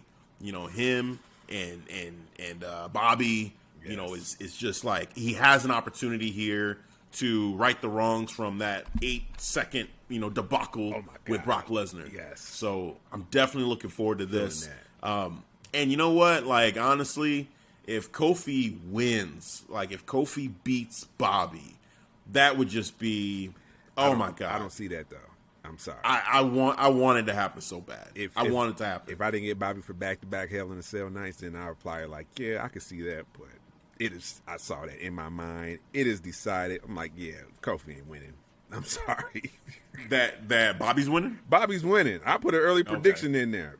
Just because you book a man back-to-back nights, you know, Hell in a Cell, and then have another Hell in a Cell with Xavier Woods and still like a superstar like that, he wasn't even selling the injuries like Drew McIntyre was against his match in the qualifying match against Matt Riddle. He's still selling the injuries from the kendo sticks, you know, that was cool. But you look at Bobby, he's like, he's just you know, another match, another gear. Let's go. I'm still pumping. Yeah, you know, I'm still hyped. So, yeah, it's gonna be it's gonna be a great match, man. It's you know, like, because I just feel like Kofi, he just deserves that, man. Yeah, he deserves one other run, like, versus just that one. You know, like that run was okay. The way he won it was amazing at WrestleMania against Daniel Bryan. And then everything after that was kind of like, it was cool, but then it slowly felt like it just died down. And to give him somehow, some way, you know, one other, you know, run with the title, you know, and if he were to beat someone like Bobby, it immediately just connects my brain to that loss he took to Brock. You know, because it's similar body type, similar scary dude that he's having to go against. So to find a way to do that, I think it would be real cool. So, but we'll see. We'll see what happens, because either way, like, if Bobby were to retain, cool, man. Like Bobby, he's doing a great job. I feel like it could be booked a little bit stronger, but he's doing a great job. Yeah. MVP is doing his thing, and so we'll see what happens there. I mean, there's also a chance, that Brock Lesnar could come back, be the reason why Bobby could lose, and then that sets up Bobby versus Brock non-title, at like a SummerSlam. Okay. Yeah. Like we could have something like that. It could be similar to when, Eddie Guerrero won the title from Brock, like Goldberg got involved, caused the distraction, and all that. So, wow. Yeah. Yeah, I didn't even think about that. Wow. For Kofi to win because Brock interferes. If they're going to do that at SummerSlam, that could be a way to do it. That could be a way to do it. We'll see. We'll see. I'd rather see Brock. I want to see Brock and Bobby go for the title. I do. I don't want Brock in a title match anymore, man. I know. I just don't. It's like even with like that, I don't need it in a title match. Rock versus Roman Reigns, I don't need it in a title match. Like some matches, I feel like you don't need the championship to make it special. It could be the main event without the title. That's true. But for a first-time match between Brock and Bobby, I feel it just deserves to be. If we already had this match, I'm like, okay, it doesn't need a title, but I would just like a proper way to do it. Okay, I don't like it. I would want Bobby to go over, but I just want him to go against Brock Lesnar for the title. It'd be a good motivating piece for Brock to challenge to Bobby Lashley there. Yeah, we'll see, man. We'll see how that goes. That's we're just kind of fan booking at this point with the Brock thing, but it's if it happens, man, like if it happened for the title, cool. For me, I feel like I don't need it, but I'm cool with it if it does happen for the title. But I want Kofi to get another run. I really do. So that's gonna be interesting. Like for predictions, I'm not there yet in terms of what I would predict, but my heart wants Kofi to win that matchup. So we'll see. We'll see how it goes with the build up on Raw going forward. And I feel like we'll see a little bit more serious of a Kofi given what happened to Xavier. Oh yes. Like it has to be, because that how much more serious you get? Like let me ask that question. You think MVP be able to figure out what the other challengers for Kofi's run couldn't figure out to pull out that aggression? I thought Randy Orton could. I thought that was a missed opportunity. With Kofi, that was one of the failed attempts. I believe that's the reason why his run wasn't that successful. It wasn't really aggression to his run. It's all about having fun, throwing pancakes, all of that. But you think it could work for MVP, how he may be able to pull it out of Kofi? Yeah, I mean, he's already started the backstage stuff with Kofi. Yeah, Kofi's not smiling when he's telling him. No, you still chucking and jiving over here. Yeah, you know what I'm saying. Hey, watch your mouth. You can't watch your mouth, Mister. Right, like you can't crack a joke at that. You can't laugh at that. You have to be serious. You got no choice, and MVP's already pulled that out of him. So yeah, I do think that, and I think that would be good for Kofi's character. And just I feel like this is an opportunity. This is a real opportunity for him to just make up for that whole Brock thing. Win or lose, it'll be great to see. If that match goes, like 10 minutes, 15 minutes, somewhere in that range, I'd be like, all right, if they gave him more time, more respect, cool. If they gave us a longer matchup than that, okay. But even looking at this card, I mean, really, what we had, Bobby he went 25 minutes with Drew. So, that's a good amount of time. I don't know. You know what I'm saying? Looking at it, that's got work. My man was feeling it. So Drew, switching gears to Drew a little bit, I feel like what we're gonna see with Drew is he's going to SmackDown. I think he's going to SmackDown. I think he's making that move, and I think I don't think we're gonna get Rock and Roman at WrestleMania. I feel like we're gonna get Drew. Maybe. I think we're gonna get Drew versus Roman. I think you might use Drew for something else. I saw. What you think? Gender. With Edge? No. Gender. No, hey. Hey. Don't slide at for that. Money in the Bank, but I'm thinking WrestleMania, moving him to SmackDown. You talking about for next year? Yeah. Yeah, Just man. like we slowly get to that. So I'm thinking he moves to your boy Jinder. You just had to get him in here. Had to. He was, on Raw. The promo was good. The promo was good for Jinder, so I like that. But I'm saying just big picture. Drew, because he can't challenge Bobby anymore.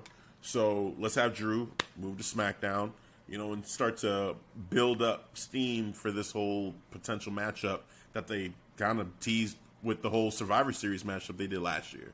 So I would love to see, a Drew versus Roman feud, over the title. And yeah, I think really slow playing that, and get it to a WrestleMania, because I just feel like The Rock, we're not going to get The Rock at this Mania. Something tells me we're not going to get it. If we do, that'd be cool, but I don't like see a cherry it. on top for me. Man, so busy. Yeah. You mentioned Survivor Series. Do you think, because you know how they build brand versus brand, yeah, you think Bobby be champion by then, by Survivor Series, and we actually get Tribal Chief versus the Almighty Survivor Series? I don't think we get it. I don't think so. Submission specialist Tribal Chief now. He pulled the Darce choke. That's that move that he did. Michael Cole was like, modified guillotine. I'm like, no, it's a Darce choke. It's a Darce choke, Michael. Damn it. Jimmy Smith, he would have corrected him. To know. Yeah. The submission machine, Roman Reigns, Tribal Chief. That's an interesting matchup, if they were to do it, but I don't think we get there. I don't think we make it. I feel like Bobby won't be champion. I feel like I could see Roman. I could see Roman still being champion. I look at that, I was like, ooh, I could see how that'd be a big type field for Survivor Series, because that is one of your big. That's one of the big four, and they both have the submission moves. You got the Hurt Lock for Bobby. You got the guillotine for the Tribal Chief. All right, let's see how that play out. I'm just spitballing here. Yeah. Look, there is a chance. Absolutely, there is a chance. But they usually always throw that last minute curveball for those, champion versus champion matches for the two top champions on the shows. So every year it seems like one of the two champions loses the title right before. That is right. And I don't know. Good call. And that's going to happen on the WWE side on the Monday Night Raw. That's happening on the Tribal Chief walk. On Raw, I think it's happening. It's not going to happen on SmackDown. I don't see them doing that to Roman. Yeah. I just don't. But keep tradition. To Bobby, yes, I could see it. Like I said, and maybe you're right, and maybe Bobby Lashley wins the Money in the Bank, but then maybe Kofi gets it later on, in like a rematch or something. Yeah, because you said Money in the Bank, though. You cash in. Oh, and that's the other thing too. Whoever wins Money in the Bank, we could get a cash in, and Bobby loses that way. Like, man. So let's talk about that a little bit. We went through the Hell in a Cell. So Money in the Bank so far, it's been interesting in terms of these matches. Qualified so far? Yeah. You've had Riddle. He's qualified. You have who else qualified? We had Ricochet qualified, which that's good. Johnny Drip. And there's one I was gonna say. Randy Orton lost to John Morrison, so Johnny Drip with Miz, cheering him on. Like, so already that's three guys that is different. None of those guys have been WWE champion, new faces. So I like where they're starting with the new competition, the new blood. Getting in there. There is a chance that Drew McIntyre does find a way into this matchup. Is he gonna make it though? Is he gonna make it? I feel like Randy. I think when I first saw it, I thought, okay, Drew's gonna win the second chance match. But the more I think about it, I feel like Randy and Riddle having to go against each other at Money in the Bank makes more sense. And like to start the ripple in their tag team a little bit. There.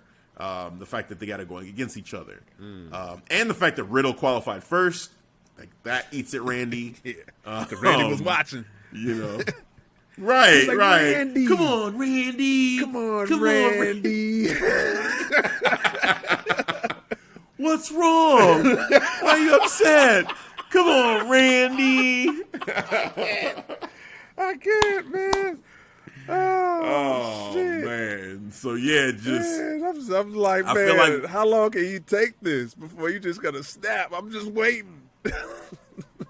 Money in the Bank. Yeah. I feel like now, Money in the Bank, man. Yeah. Just him and Riddle, because I think it makes sense having Randy there, you know, because without him there and Riddle's just there, like, what's Randy going to be doing? So it just kind of makes sense. Yeah. Whereas with Drew, you mentioned it. I mean, with Drew and Jinder, you have something there. AJ has the tag team titles. So Randy's the one guy that would be kind of left out. Yeah. He got a squad with him, too. You know what I'm saying? So we got Indushear. That's what they call the new Indushear. Yeah, new version of Indushear. You know what I'm saying? Yes, I'm digging that. So yeah, I can see that the three-man band, you know, reunion kind of sort of. Maybe. They have Heath Slater ref it. You know, that would really make this work. Shout out to Heath, man. He's been working out his body, man. So he's just as swole as Drew now. Oh, just as swole? Yeah, he's swole, bro. That man is swole. Man. He's swole. Yeah. Go check out his Instagram. Maybe he gets a contract back. I want to see him and Drew side by side to really know, because Drew and Jinder both huge, swole, cut. You know, they got exactly. Heath is not a guy that you think of when you say that. So I'm curious. Even though he's been working out, I don't know when you put him. Yeah, he's swole. He didn't get to that cut physique. I don't think he cutting yet. Okay. So he's swole. He bumped up now. If he cut down, he's in his gains right now. He's shredded. He's in his gains. Right. Yeah. Yep. He had that part. He had that part of his body. So I see what he's doing. now. Okay. You know, fair enough. Right. The remix of the 3MB. Awesome. We might get that. That would be amazing. Come back all super shredded, started running, and they're all swole. Like all of them are cut. I need to see the before and after with all of them. 3MB running shit down, man. Normal versus just ridiculously swole. Like, it's just human form and Super Saiyan. Power up. Right. Oh man. All right, so what grade do you give Hell in a Cell, man? Let's do that. What's your letter grade? I'd get it a solid B minus. Okay. Minus. You were like minus. Right. I was like, I'm thinking a little bit. I was like, minus sounds better. Oh man. B minus. I give it a B minus. All right. Yeah, because I enjoyed the matches. Like I definitely enjoyed the Bianca Bayley. That's one of my favorite matches, up there with the Bobby Lashley and Drew. Underwhelming finish, but still I enjoyed just them being physical, telling the story of Bobby just outworking, out-muscling Drew. Just kind of never seen Drew in a state like that, so I was cool. Charlotte Flair, Rhea Ripley, good match. Very underwhelming finish, so that sucked. Sami Zayn, Kevin Owens, they can never have a bad match. He just left me wondering what now for Kevin Owens. Alexa Bliss, Shayna. You know what? My daughter. The pause. I had to gather my thoughts Alexa for a second. Bliss, I was like, had to gather. My daughter actually helped elevate this match for me. Because just seeing the excitement of how she was reacting to Alexa Bliss, how she was reacting to her movements, how she was body controlling Nia, she actually got a kick out of that. I was getting a kick out of that, seeing her react. And I'm like, okay, I could actually see somebody who else enjoyed this too as well, because she is the prototypical casual fan. She doesn't watch it all the time. So this is the type of people that, you know, so to speak, that WWE is going for. So it helped me elevate that match, you know, because of my daughter. So I thank my daughter for that. Seth Rollins, Cesaro, awesome match. I like the schoolboy roll-up, but once again, it's another roll-up. And then I didn't see the pre-show. It is what it is. Yeah. I'll give it a C plus. You know, I just feel like why you always go kind of lower? a filler. You always go right lower before. No, I was. Here we go again. B minus. Yeah, I can't give it a B. I was actually thinking of even lower than that before we started because it was a very underwhelming pay-per-view for me. Yeah. You know, I didn't care going in and watching it. Like it was as a wrestling fan, there were some good matches, but the stories just aren't really there for me. You know, with all this and taking the Roman match out of this dropped it down even some more. So yeah, I was like, man, like how far down do I go? Because there were points in this where I was just like just bored, you know, like was not invested.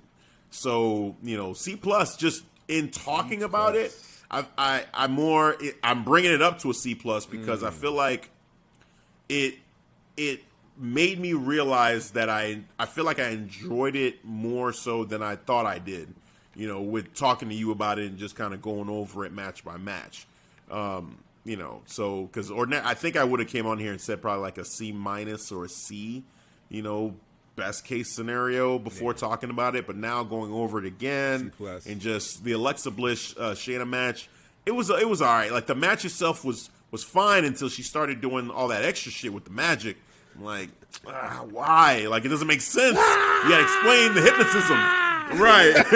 It's cool, but not in this genre, you know? Like, again, put it in anime, put it in cartoons, put it in, you know, Avengers, you know, something like that. Nujitsu. Right, exactly. You know, if this is Naruto or, you know, Jujutsu Kaisen, I'm cool, but, And then, yeah, Sami Zayn, Kevin Owens, like, they don't have bad matches, but it's just, I don't know. I don't know what we're doing with this. Like, where's the story there? You know, with Charlotte and Rhea, I'm just pissed about the whole Rhea situation right now. Like she just looks weak, and it pisses me off. You know, so yeah, Seth and Cesaro bring it up. Bianca and Bayley bring it up. Bobby and Drew. I just feel relieved with the ending of that matchup because Drew lost. There was times like, I feel nervous. Relieved. I got to be real. Yeah, there was times he was winding up. I was doing the J Temple rub, like, oh shit, oh here we go. This thing might give him the belt again, but luckily, like, don't do it, don't do it. You're gonna make this guy just not bearable anymore if you do this. Like, just he needs that time to not have the belt and to just tell good stories without it. And like, you know, hopefully now I think when we get in front of a crowd, the crowd will be like behind him because now he's on the chase, you know, versus him being this champion that's getting shoved down our throats, you know, like just let him chase the belt, let him, you know, kind of build himself back up, figure out who he is. And right. Yeah. So I think that'll be more, that's something the crowd can get behind for sure. So yeah, C plus, man. Like I feel like I'm being generous with that one, to be honest with you. But yeah. All right, well, C plus, B minus, it is decided. It's decided. So that is the recap for Hell in a Cell.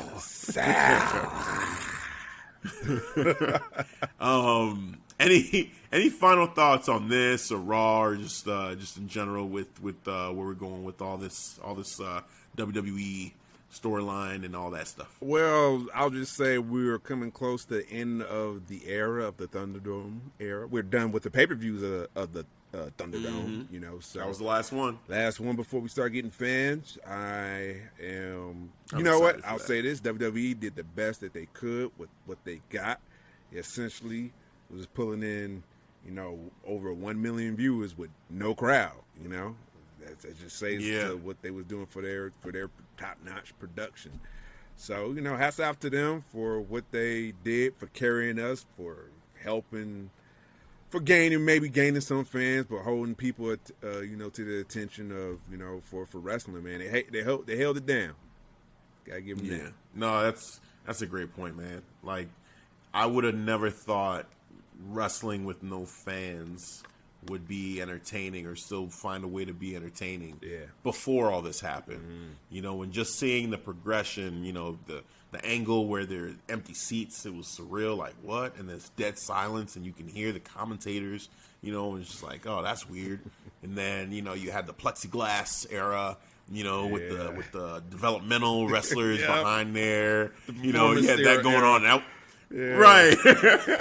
And that was like, oh, what is this? And then, guys like Edge, changing the game a little bit during that and like delivering his promos directly to the camera and looking in the camera. Yes. Like that, I think other wrestlers picked up on that and were influenced, and it helped promos in this whole era. So shout out to Edge for that.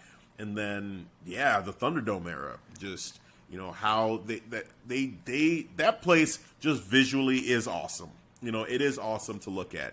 It's still like, I wish it was fans and they could react and we could hear their applause versus like this piped in crowd noise. Yeah. Because that got really, annoying at times. The 2K crowd music, as you coined it, so it was what it was, but it was cool, man. And like you said, they tried, and they did some creative stuff with it too, like Roman power bombing this guy Dominic, over the ropes. Just I don't think you don't get that. In with crowds because the illusion will be lost. They all see it. They'd be like, "What?" They would even react to that, and then maybe right. like, it would have been a totally different thing. Yeah, maybe you do it off the stage. He power bombs him off the stage instead typically of what you do, like in the ring. Yep. The typical thing, right?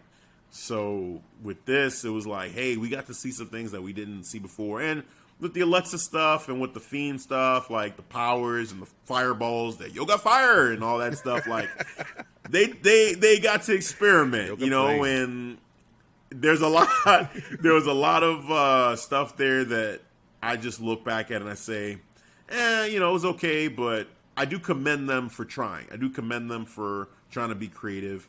In cinematic wrestling, I won't miss that necessarily. But the John Cena Bray Wyatt matchup, that was great use of it. That'd be the only thing that I would say, the only cinematic match I would say, like, I would be okay seeing that again somehow, some way, because I thought they did a really good job, like, deconstructing John Cena with that. But overall, man, Thunderdome era, the greatest show. What about that match? Oh man, the greatest show, the greatest match ever. We got introduced to the 2K crowd. Oh man, yeah, that was just the worst. Just the worst. It was just like the bad part about it was the match actually had the potential to be, one of those signature greatest matches. Yeah. If not for all of the overhype of this is gonna be the greatest match. It was a great match in and of itself, but they tried too hard and it kind of went against itself. When they they spited themselves. They got in their own way with that. Just let it be, and who knows? Maybe people look back at it 20 years, 30 years, 40 years from now and actually say, hey, that was one of the greatest matches of all time. That was a damn good match. Right. If you let people make that decision. Don't tell them like, hey, like this is gonna be the greatest match and you will enjoy this because it's the greatest match. I'm gonna reject that. I'm gonna say, hell no. Like, no, come on. I thought about you, man, because I was like, I wonder, because hindsight looking at it, since we got introduced to the virtual crowd, we're used to this 2K noise. Could you look back at that match between Randy Orton and Edge, and when we first got introduced to 2K, because I remember you said that just threw you off. But looking at it now, could you look at it much differently? Maybe. I don't know. With time, it kind of can change perspectives. I haven't watched it since then, so I mean, I don't have the desire to. But if I were forced to watch it again, and try to see how I would react. Yeah. I don't know. I mean, maybe because I'm kind of numb to it now. I'm numb to the fake crowd noise and all the extra stuff that they do. So maybe, I might be more okay with it now, especially it being the second time, and I know what I'm getting into. I know what to expect. It might make it easier to stomach it. But I just feel like that matchup they could have just let it be, because I think at that one they did have the developmental. That was the developmental / plexiglass crowd. Yep. So, and that was fine. Like they were trying. Those kids were doing. But that's what they do. Though. Yeah. So man. It would be interesting. You kind of make me want to take on that challenge and like rewatch it and see how I would feel about it. Just to be like, yeah, let me see. I am curious. But I'll never miss overall the fake crowd noise and all that stuff, man. Like, give me like the live crowd actually cheering what they want and actually booing what they want. Yeah, just that raw reaction, you know. Earned cheers, earned boos. Right. You a face, we don't care. We gonna boo you because you suck, you know. Or you a heel, we don't care. We're gonna cheer you because you're awesome. John Cena, yeah, I'm talking to you. Fuck you, man. 100%. Oh man. So yeah, crowd, bring on the crowds. They're going on the road. Let's go. I'm excited. I'm excited to see the return of the people to the universe, to the product, man. It'll be fun. All right, so that is going to do it for this episode. We have made it to the finish line for the Hell in a Cell recap. But first, before we go, Devin, the tribal chief of podcasting, go ahead, let the people know. The Messiah is saying, tribal chief, let the people know where they can catch us. Yes, all the time. Before I let the people know, the Messiah podcasting, I want to do a big shout out to our family, our podcast family, Top Rope Wrestling Talk Podcast. They're getting ready for their, by the time this comes out, it will be their 100th episode. So I want to say a big congrats to 100. Congrats. You know, it's not easy. It's not an easy feat in the podcast game. It's all about consistency. And you guys are one of those consistent, hard workers, workhorse, you know, part in the game. So big hats off. Congrats to Bruce, Dom, and especially Grandma Wendy. Grandma Wendy. Yes, definitely. Congratulations, you guys. You guys are just some great people, period. You know, like, you know, just being able to be on podcasts with you, talk to you in group chats, getting to know you guys. Like, just, it's just fun, just like being around you and just talking to you guys. So just keep up the great work. You know, it's just awesome just hearing what you're doing, seeing what you're doing, being inspired by what you're doing. So it's just great. It's awesome. Keep doing it. Congratulations. It's well-deserved, definitely. Yes. Well-deserved again. All right, now let's get back to where you can find us on the Clark Street Wrestling Podcast. There's some platforms, there's some social web links, and let me go down the list. We got Twitter, yes, and of course I want to mention about Twitter. We got about 795 followers. We are five followers away from 800. So thank you for people who's following us on the Blue Buds. And we got TikTok. Yes. TikTok. Yes, TikTok. And I got to mention, we're getting real close to 2,500. We are at 2,482 on the TikTok. Yes. Thank you for the people who follow us on the TikTok. I appreciate that. We appreciate that. The Messiah Podcast and with the Tribal Chief of Podcasters. Hey. It is decided. We worked out the kinks now. Probably see some we see some updated gear with the matching merch. We got it going now. All right. Yes.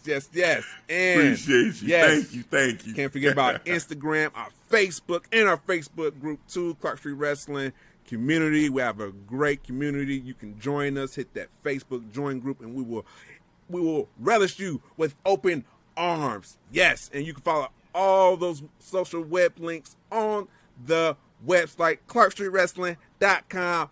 ST for the abbreviation, where all of our episodes are linked to YouTube, where we are at 53 subscribers. Yes.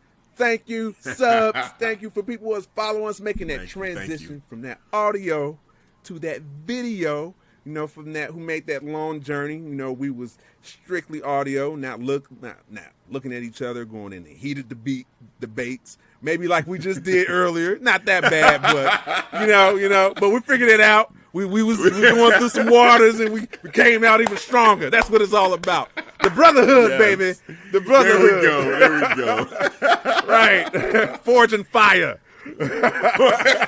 Fire, yes. Yes. So, and I can't forget about all of our merch. Like this beautiful merch. Get your merch. Yeah. Clark Street Wrestling tank. And of our Clark Street Wrestling merch of the towels, the beach towels. We got 4 beach towels. Beach towels. So don't forget them about that hot sun. You want to keep your ass off that hot ass sand. Get your motherfucking beach towels. ClarkStreetWrestling.com/store for your pleasure. Yes, and with that said, that is gonna do it with this for this recap of the Hell in a Cell. Oh man, so from Devin, the tribal chief of podcasting, and Hafeez, the messiah of podcasting, it is decided at this point in time we will catch you guys next time. Peace. All right, guys, thanks for listening to the Clark Street Wrestling Podcast.